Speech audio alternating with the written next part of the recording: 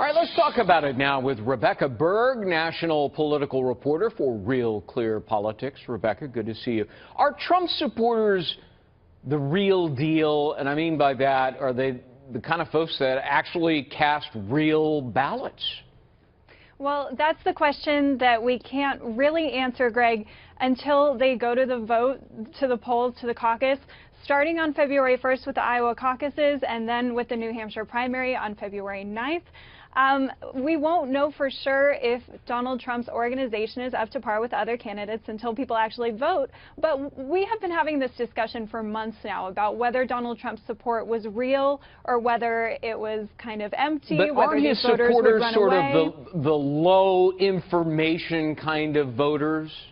Yes, absolutely. So what we have seen from his supporters is that there are people who haven't voted in the past or haven't voted regularly in the past, especially in party primaries. A lot of them have not identified as Republicans in the past. And so we consider these people, as you said, to be low information voters. And these are kind of wild cards when it comes to elections. Right. So in big change elections, sometimes they will turn out. And the question we need to answer is Donald Trump a change sort of candidate, or is he just a celebrity who they're curious about? Well, in Iowa, which is, of course, the first contest, Ted Cruz is ahead of Donald Trump there. If Cruz manages to pull off a win in Iowa, doesn't that have an immediate and arguably dramatic impact on the contests that follow? It does, and it would give him some momentum moving forward, and it could lend itself to this narrative that Donald Trump is not for real, that his support is not as strong as it appears, and that could have an effect going into New Hampshire. But we have to remember, Donald Trump's support in New Hampshire is very, very strong. He leads the other candidates by double digits. Even though we talk about how strong Marco Rubio is there, Chris Christie, Donald Trump is very much dominating there. And so he does have the catbird seat going into New Hampshire. And so losing in Iowa would have an effect. But the New Hampshire primary is an open primary. Independents and even some Democrats could vote for Donald Trump there. And so he's very competitive in that primary, no matter what happens in Iowa. All right. What do you make of the potential dust-up between Trump and Bill Clinton? Does that even matter? Well, it matters in the sense that Donald Trump is looking to show that he's an electable candidate looking forward to the general election, that if he were nominated by Republicans, that he could play against Hillary Clinton and Bill Clinton and the Clinton machine, as it is. And so it shows that he's thinking past the Republican primary itself, trying to play to a bigger audience. We'll see if Republican voters actually respond to that. But if you look at the polling on Trump, Republicans have said in many recent polls that they think he is the most electable of any Republican candidate when it comes to the general election. So this lends itself to that argument. Well, and Hillary Clinton, well remembered, she lost Iowa. Surprisingly, she was leading there, but she lost it back in 2008. Doesn't want it to happen again, so she's sending out a very popular, charismatic person who happens to be her husband to stump on her behalf. So, you know, that might really sew things up for her. Absolutely. I mean, Hillary Clinton is entering this primary in a very strong position. I think it would surprise many people if Bernie Sanders were to really form any sort of a challenge to her other than in New Hampshire. I think she's in a very good place in the primary. But what she needs to do is show that she's strong enough against Bernie Sanders, who many people consider not to be the most credible opponent. Show that she's strong enough and then carry that momentum into the general election. Well, in the latest Fox poll, Trump actually loses to Clinton by 11 points. Trump was beating Clinton by 5 points a month ago, so he has lost ground. That's a swing loss of 16 points. A pretty dramatic loss for Trump to Clinton. We'll continue to follow it. Rebecca Berg, thanks very much. Thanks, Greg. Hi, friends, and good morning. 16 minutes after the hour, you heard it right here on Fox and Friends Weekend yesterday. GOP frontrunner Donald Trump saying he's ready to escalate his war of words with the Clinton campaign by taking on Bill. I think he is fair game because his presidency was really considered to be very troubled, to put it mildly, because of all of the things that she's talking to me about. I mean, she's mentioning sexism. I turned her exact words against her from that standpoint. And she's got to be careful. You know, it's got to be fair. and we all have to fight fairly. She's playing the woman's card, and it's like, give me a break. So, I don't, certainly Bill Clinton is not going to be the end-all in the campaign, and he'll come under attack, not just from me. So is that a good idea? Here to weigh in, Democratic political consultant and former advisor to Hillary Clinton during her 2008 presidential campaign, Richard Goldstein, and online editor of the Weekly Standard, Daniel Halper. Good morning. Thanks for joining us. Morning, Anna. Thank you. Richard, I'll start with you. If Trump says that Bill Clinton is in the crosshairs along with Hillary, he has a record of doing what he says he's going to do. It'll probably happen soon. What do you think the results will be? I think short of Donald Trump being the Republican nominee, there would be no bigger gift to the Hillary Clinton campaign than have Donald Trump go after Bill Clinton's presidency. Just look at the popularity numbers. Bill Clinton is the most popular political figure in this country. I think it's fair to say Donald Trump is the most reviled. I mean, their numbers, favorable, unfavorable, are the exact opposite. The last time the Republicans mounted a campaign against Bill Clinton, it was in 1998, and they suffered historic losses. So when he says the Clinton presidency was troubled, was it the peace or prosperity that troubled him? Was it the 23 million jobs, the balanced budget? What was it that troubled Donald Trump so much about the Bill Clinton presidency? Okay, and Daniel, I'll get your response to that. He says that Trump is the most reviled, and in many circles that Bill Clinton is the most revered president. So could this actually backfire? You say Clinton is fair game, but is it good politics? Well, he's totally fair game. Obviously, Hillary Clinton did serve in the Clinton administration, so that is fair to question her record and to wonder where she came from, what her associations were, and what she did, her past history. So it's definitely fair game. Whether it helps is a more complicated question, but keep in mind, Donald Trump's goal right now is to win a Republican primary contest. Republican voters, unlike Richard Goodstein, don't think of Bill Clinton as favorably as Democratic voters, and attacking Bill Clinton would certainly help him in certain regards with Republican voters, and that's his goal right now. Worry about the general election later. Win the primary right now. Attacking past Democratic presidents is probably helpful to your cause. And Richard, we just heard Debbie Wasserman Schultz on one of the Sunday shows yesterday saying Trump is an equal opportunity insulter, yet they're playing this war on women card and saying that Hillary Clinton is being targeted because of her gender. Is she looking for a double standard?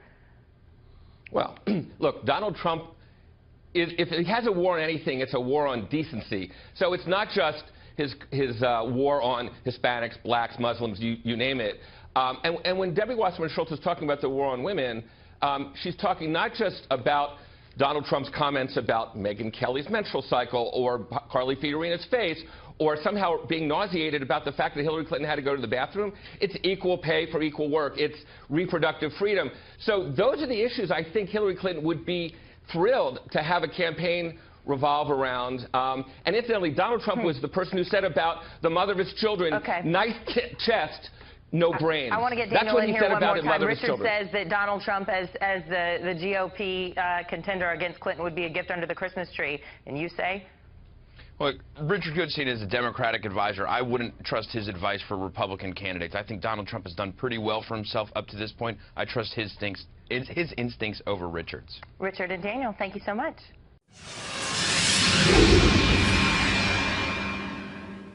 Hello, I'm Lauren Green, and you're in the Strategy Room. Donald Trump ties with Pope Francis as the second most admired man of 2015. That's according to a new Gallup poll released this morning. 5% of Americans surveyed picked the GOP hopeful and religious leader. President Barack Obama comes in first place with 17%.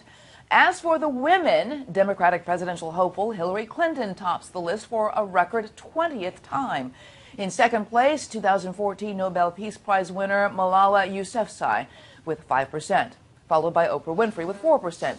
Now here to weigh in on the results, Iona College professor Jeannie Zaino and Republican media specialist T.J. McCormick. Welcome to you both. Hi. Jeannie, let me start with you. So how do you feel about the Gallup survey? Do you agree with it or not? You know, I think to a certain extent this reflects what's on the top of people's mind, who's getting the most coverage. You know, you look at this list year after year after year. You know, Mother Teresa rightly topped it for many, many years. You know, Hillary Clinton has been on the top 20 years. Donald Trump this year, Pope Francis. These are all people who are repeatedly in the news and who are rightly so admired to a certain extent. Sure. But I think we have to look at it in that respect, because what they're doing is going and asking an open question. You know, which man and which woman do you admire the most? You know, it's telling that usually the president wins as the top man, or is at least in the top couple. So I think a lot of it is, you know, who's getting the most press coverage, who's in the news the most. Oh, very interesting. So, TJ, do you agree? I mean, is it kind of like a popularity contest fueled by the media? I guess. It's like a pebble in my shoe, because I want to know why. I want to know why. I want there to be the backup poll question is who and why. How in a million years can you go, can Barack Obama be tripling up on Pope Francis?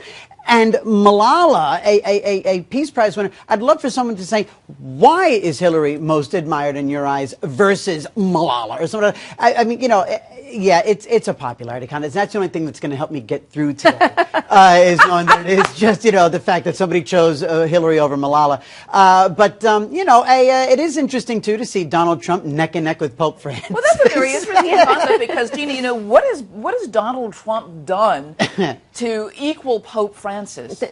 I can't name a thing. I mean, obviously, he's made a lot of money. He has certainly had a huge voice in the conversation in American politics this year. But in terms of the most respected, you know, that to me is a big question mark. Why would he be equal to Pope Francis? So I think, to TJ's point, you know, I do have to say this feels a little bit to me like in high school when they say, you know, who's the most popular, who's the smartest, who's the most talented. Maybe if we take them at their word, maybe we take them literally in terms of it being most admired, I think, which is what the wording is. Maybe Donald is scoring points because he's actually, right or wrong, saying things that people have been dying to say for a long time, saying things about America's standing in the world, about America not leading. Maybe it's the fact that he's saying things that are being bleeped. You know what I mean? Sure. In some of these rallies, he's speaking regular man and woman, you know, Joe the Plumber type language to tens of thousands, where most people scrub it up and make it TV ready. There's Donald Trump saying it like other people are thinking it. Yeah. And what about? Let's look at Hillary Clinton, though. I mean, with 20th year in a row. I mean, is it just because people know her, or is she so popular because she is a presidential contender? What is it? I mean, she has been 20 times. You know, Eleanor Roosevelt was, what, 13 times? And you compare the two and you're like, wow. I do think it's because this woman has been in the news since the early 1990s. And she has never gotten, you know, taken a step back. She went from being first lady to being senator to being secretary of state to being a leading presidential candidate. And if this continues and she is elected, she'll be going to what, you know, 24 years? I mean, it's... Imagine if she stopped lying about stuff. Imagine if she stopped lying about stuff and actually followed all the rules and believed that the laws apply to her. Oh, my Lord, she'd be through the roof.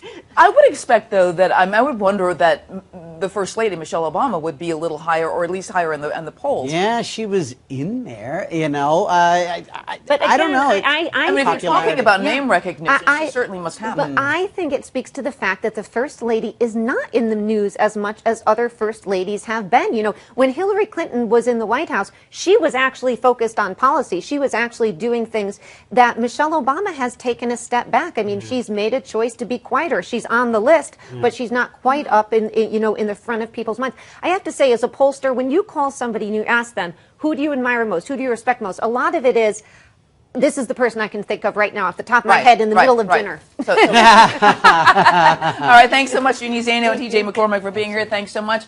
And thank you. For more on the survey, go to foxnews.com. I'm Lauren Green, and thanks for watching.